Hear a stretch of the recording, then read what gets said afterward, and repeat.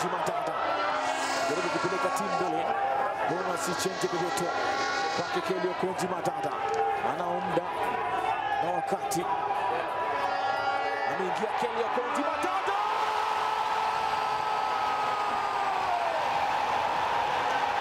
Nikifika mtaniona Kelly Okonji Madada amefika. Oh my, amwabeba kama anavyotaka mwenyewe.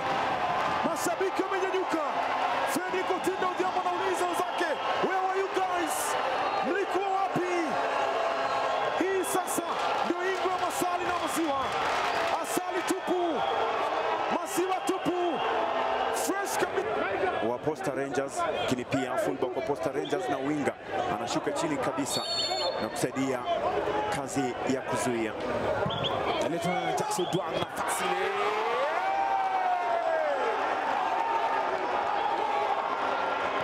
Anarudisha mambo kwa sawa.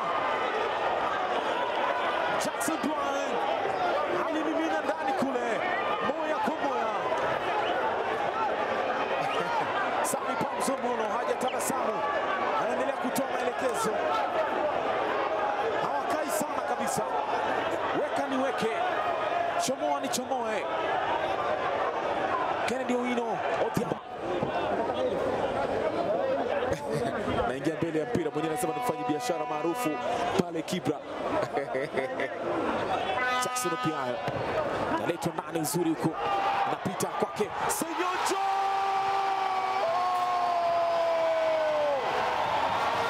From Kampala with love.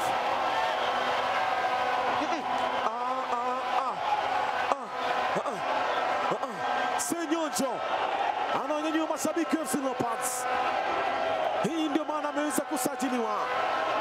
Amekuja na upendo kutoka Entebbe, amekuja na upendo kutoka. Yupo ange zaidi Stephen Rimba.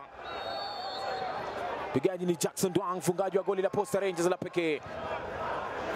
Naileta nani? Jackson Dwang, kichwa ile nafasi wanaitengeneza cha lazima.